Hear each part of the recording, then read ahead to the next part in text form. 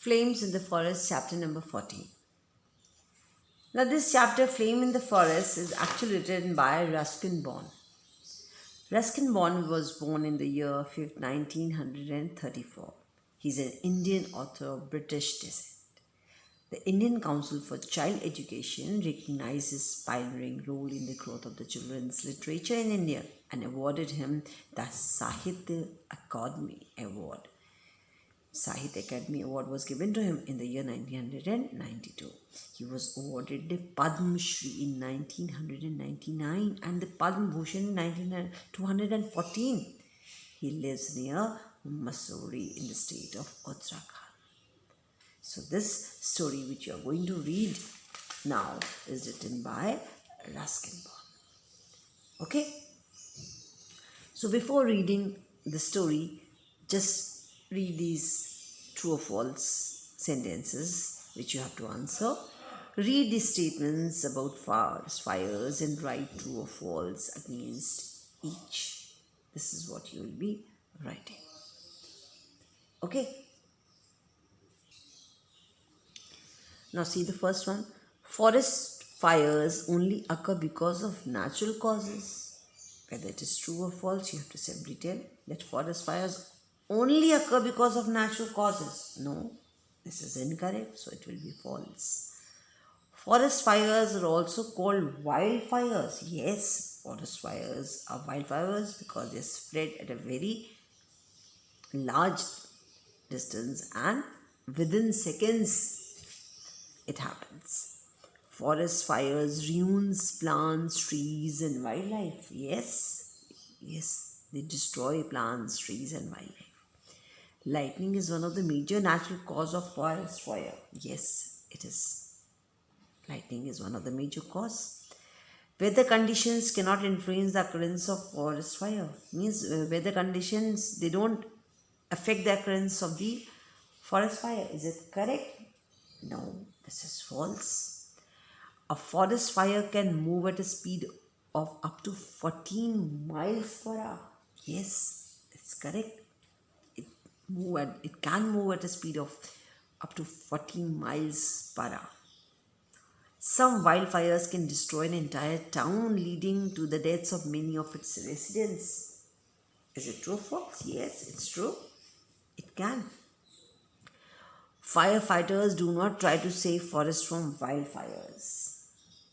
Firefighters don't try to save forests from wildfires. This is absolutely wrong, right? This is false. Now let's begin with the story. Ready? Now read a story in which a boy encounters a forest fire. Yes, it's a story about a boy who faces a forest fire. Let's begin. Romy was about to mount his bicycle and suddenly he spotted smoke rising from behind a distant line of trees. So Romy was about to mount his bicycle and suddenly what he noticed? He noticed smoke which was rising from behind the distant line of the trees. It looks like a forest fire, said Prem to his friend. So Prem said to his friend that it looked like a forest fire.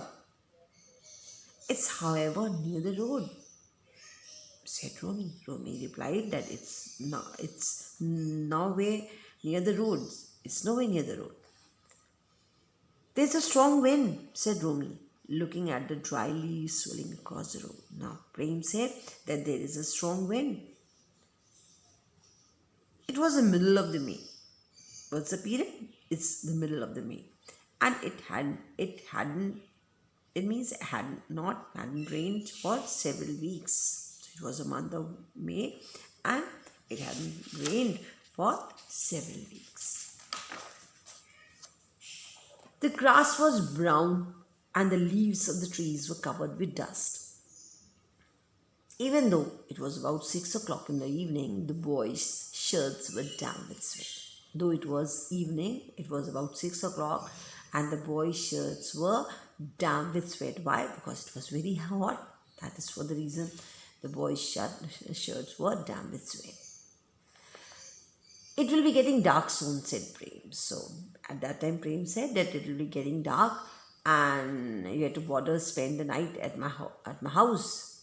So you should better spend the night at my house. So Prem said, you do one thing, that you just simply stay back at my house tonight. No, Prem, said Romy. But Romy said, no, I need to go home. Romy said, no, I have to go home tonight. Why? Because my father is not keeping well, because his father was ill and the doctor has given me some pills for him. So the doctor has given some tablets for medicine for his father, so he has to simply go. Then you should better hurry ahead. That fire seems to be spreading, said Prem. So Prem said, okay, if that's the matter, you better hurry, because the fire is spreading at a very great speed, it's spreading very fast. It will take me only 40 minutes to ride to the forest. So Romy said, no, it won't take me more than 40 minutes. I'll be out through this forest. Bye, Prem, see you tomorrow. And just saying the goodbye, he went on. Romy mounted his bicycle and set out. Romy mounted his bicycle and he started moving out. His village was about 7 miles. How far the village was? It was 7 miles on the other side of the forest. He rode swiftly out of the village. Ahead of him, the smoke rose from the burning forest and the sky glowed red. So he was simply riding very swiftly towards his village, and ahead of him, he saw the smoke was rising up. And it was because of the burning forest, and now the sky was looking red. He soon left the village far behind, and very soon he left the village far behind. He was now pedaling on the edge of the forest. He was now at the edge of the forest, and this was the part Romy enjoyed the most, and this was the place where Romy really enjoyed. Why? Because the wind was rushing past him and blowing his hair with his face and making his shirt billow out behind him. He burst into a song. So at that time he was enjoying the weather, because the wind was simply blowing his hair and his face, and his shirt was out, right? And he started singing. The smoke was thicker now. What happened then? The smoke was getting thicker, and Romy caught the smell of the burning timber. He was able to smell the burn of the timber. But ahead of him, the road was clear. He rode on. It was a rough, dusty road through the forest. Tall trees grew on either side. Means on both the sides, tall trees were there. But the spreading glow of the fire on the right lit up the road. But the fire was rising high, so the glow of the fire was there, and he was able to see the lit on the road itself. Usually the road was deserted.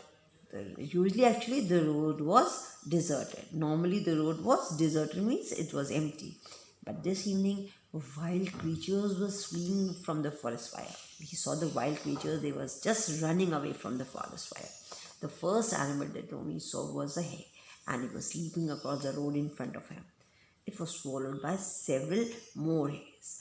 Then a band of monkeys ran across, chattering excitedly. So he was able to see these animals, these creatures, they were just rushing to save their life. They were fleeing away.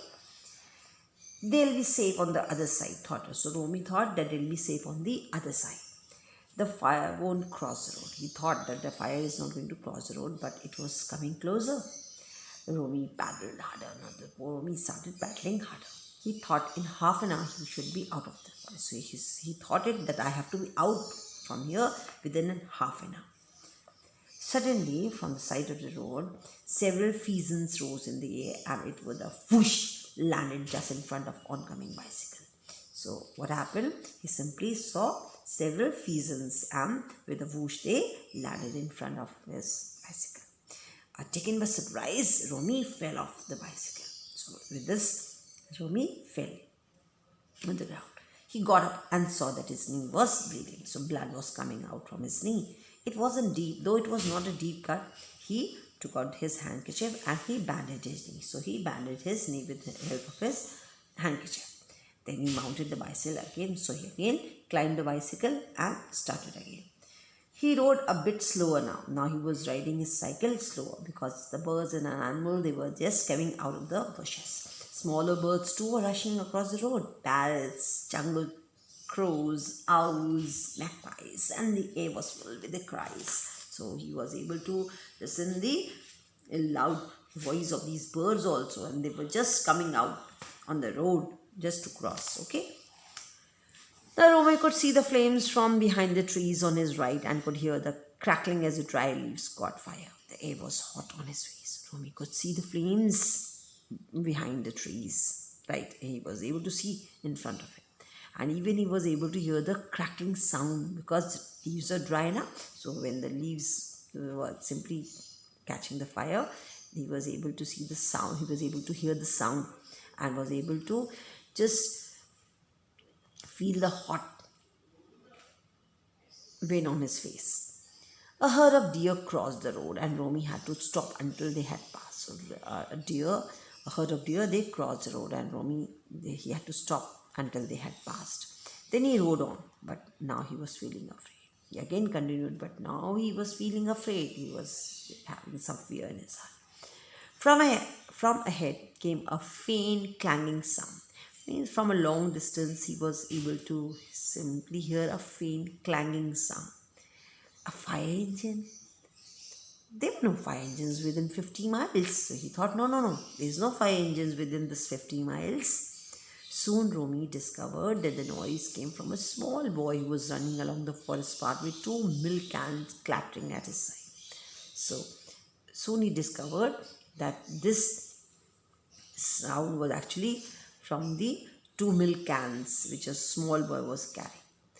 Oh, Teju, called Romy, recognizing the boy. So Romy recognized that boy. His name was Teju. What are you doing out here? So Teju replied, trying to get off home, of course, said Teju, panting along beside the bicycle. So he said, no, I'm simply trying to get home. Jump on, said Romy, stopping for him. So he simply said, jump on.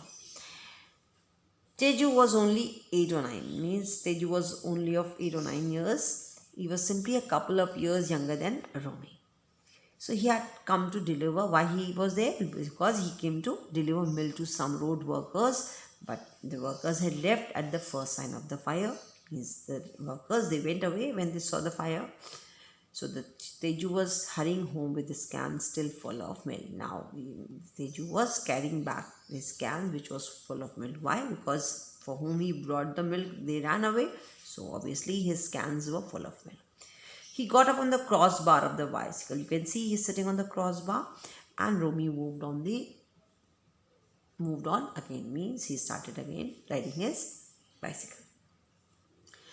Keep beating your milk cans so that animals will know we are coming, said Romy. My bell doesn't make enough noise. So who said? Romy said to Teju, so you better keep beating your milk cans because his bell wasn't that loud enough, right? So he simply asked him to keep beating your milk can so the animals will come to know that we are coming. I saw a python in the middle of the road. It stretched right across, said Teju. I jumped right over it. The fire was much closer now. Flames shot up. Smoke billowed out above the forest. Romy's eyes were burning, but he couldn't stop now.